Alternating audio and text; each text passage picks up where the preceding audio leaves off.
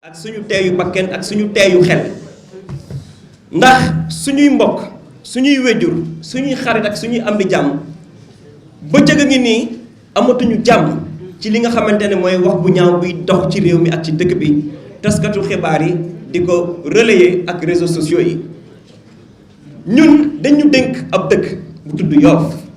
ñu fekk fa ay gor yu ñu wóolu dénk ñu jàppale ñu am na ci Yoff fu ñuy oowee cité jàmmalaay di ndey ci bépp gox bu ñu sanc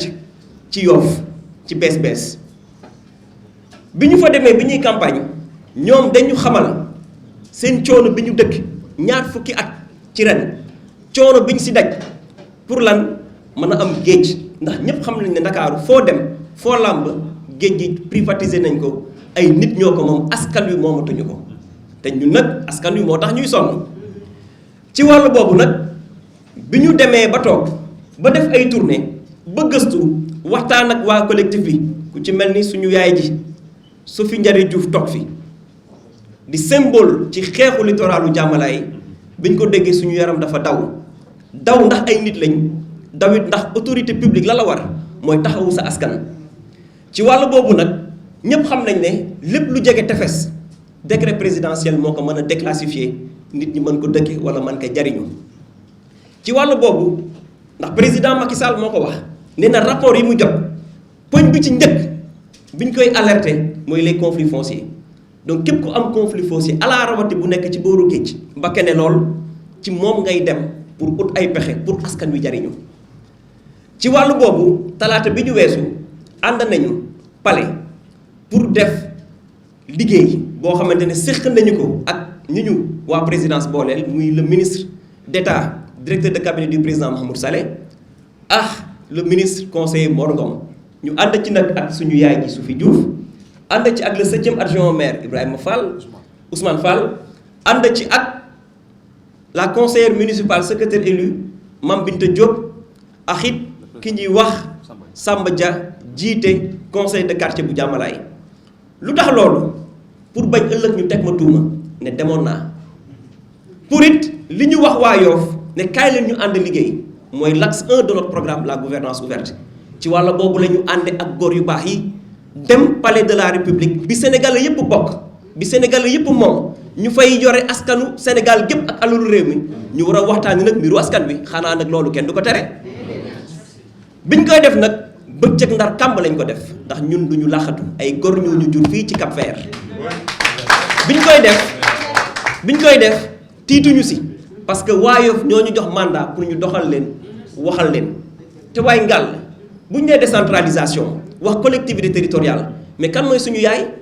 kan mooy suñu baay état du Sénégal naka nga mën a nekk maire ci dëkk nga ne doo wax ak état doo wax ak ñi amee état xanaa kon yow fas yéene woo liggéeyal sa askan ñun nag muy taw muy naaj muy ngelaw boobu taw beeg naaj bi ci dal lay mujj rek ala kuli àll ñun nag Seydina Issa Laye Samb la ñu tudd dëkk Yoff màggee Yoff yaroo Yoff di sant nag bu baax collaborateur président yi ñu dalal déglu ñu ba tey suñu doxalin tax na ay pexe mu ngi jub pour ay maanaam solution am suñu judd nag suñu taxawaay ci Yoff may ñu jaay suñu ngor di def lu ñu gëmul Seydina Limaamu alayhi salaam mooy suñu maam loolu la yàlla dogal loolu ku mu doyul ca àdduna du alalu àdduna moo lay doy ndax nag dañu judd sant yàlla regg démb nekk ci nguuru àdduna ci diine balaa nguuru àdduna nii ñu koy yor suñu loxo donc du pouvoir moo ñuy tiital du pouvoir moo ñuy soppi ba ñu falee newoon nañ leen ne ala kulli àll du nguur moo ñuy changé du nguur moo ñuy soppi waaye ñun ñooy soppi ni nguur du doxale ñu teg ko ci pencoo ak dëgg ak njub te loolu mooy suñu bëgg ci wàllu boobu nag la ñuy dalal xelu askan wi maa ngi bokk fu ñuy wax Yewwi Askan Wi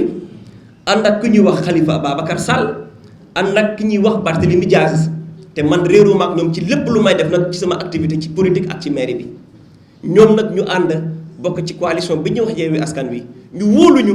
investir ñu ba ñu am ndam donc nag gor ngeen ko si xel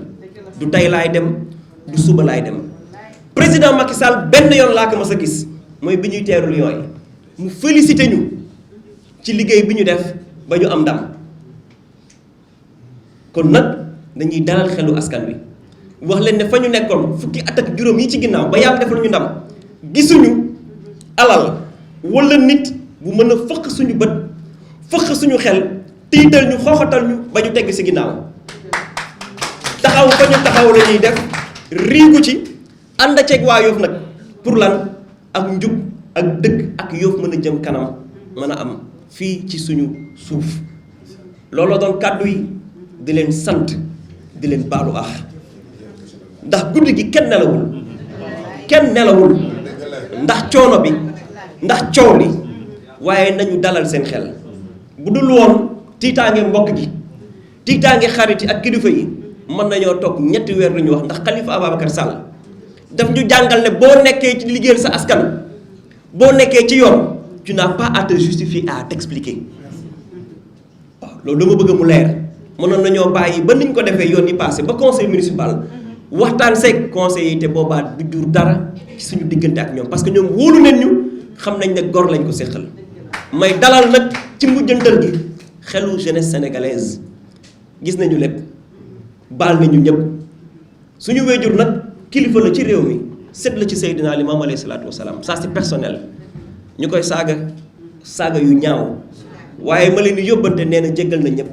ndax doomam moo yëkkati loxo ma ni doomam ma koy jéggalu di jéggalu sama kilifa yëpp asalaamaaleykum wa rahmatullah jërëjëf.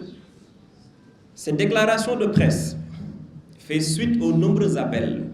messages et visites reçues en moins de 24 heures. C'est uniquement pour rassurer toutes ces personnes, parents, amis, proches, camarades et collègues, que j'ai décidé librement de me soumettre à cet exercice. Cela dit, il ne s'agit point d'une tentative de justification ou encore moins d'explication. Il s'agit simplement d'un exercice de clarification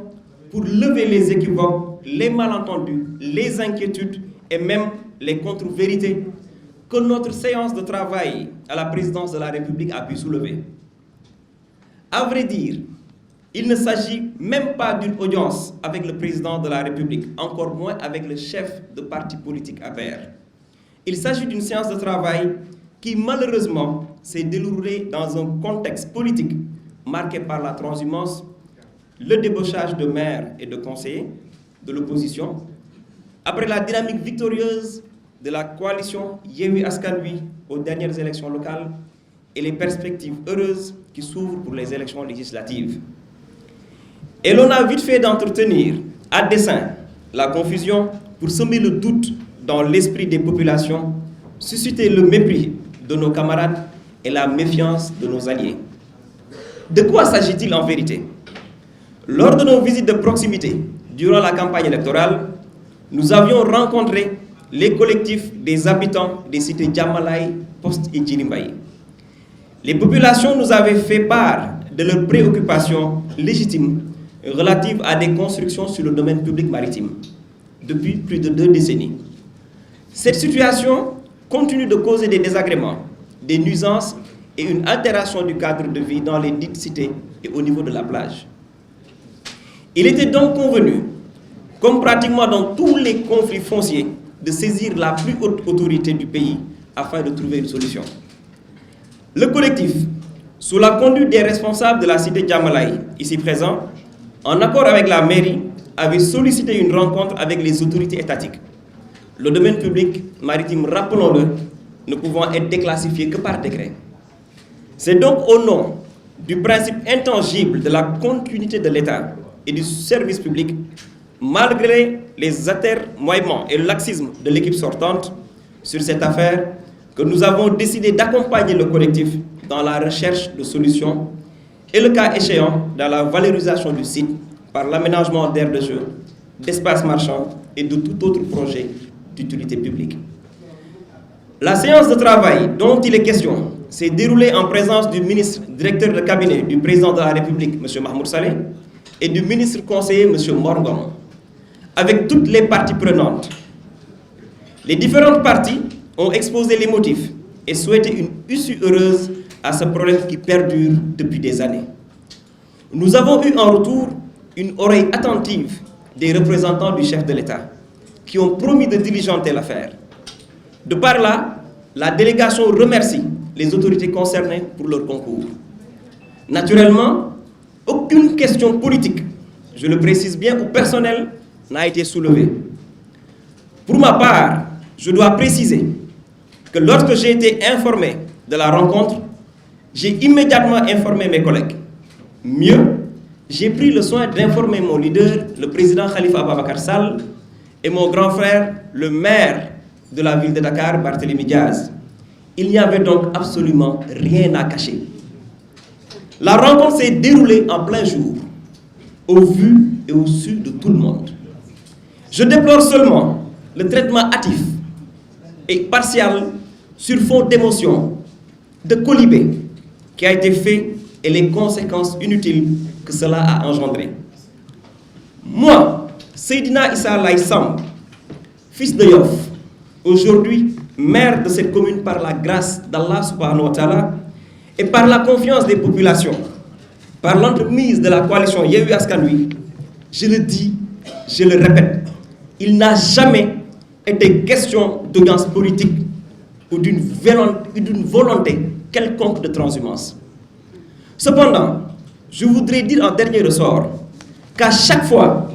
que le fonctionnement de la commune exigera de rencontrer quelque autorité publique des plus hautes aux subalternes, nous nous ferons le devoir, responsables et citoyens, de travailler avec ces autorités. Parce que les collectivités territoriales, démembrement de l'État, sont appelés à collaborer avec celui-ci. La démarche républicaine que nous avons entre en parfaite concordance avec nos principes, valeurs et viatiques inculqués par les enseignements de Seydina Limamou Laye alayhi salatu wassalam. Yoffoises, Yoffois, le mandat que vous nous avez confié ne saurait pour nous être un moyen de troquer l'intérêt supérieur de la collectivité pour nos intérêts personnels. Rassurez-vous, il est bien gardé et je ne le trahirai jamais. Cette précieuse confiance que vous portez à notre unique personne. Inch'Allah. Ensemble, ngir Yoff bi ñu bokk, marchons vers l'essentiel. Merci beaucoup. Oui. Vous avez dit que vous avez pris le soin d'être accompagné. Oui. Parce que vous avez une certaine perception des gens qui sont en face. Effectivement. Aujourd'hui, l'exploitation qui en est faite fait de vous quelqu'un qui est suspect. Est-ce que vous regrettez d'avoir été là-bas au palais? Je ne regrette pas d'avoir été au palais de la République. Parce que je suis mandaté par des concitoyens qui, depuis 20 ans, subissent une situation d'injustice. Ces populations m'ont fait confiance. Et je devrais, même avec une arme, aller me battre pour le bonheur et la satisfaction légitime de ces populations. C'est ça la vérité.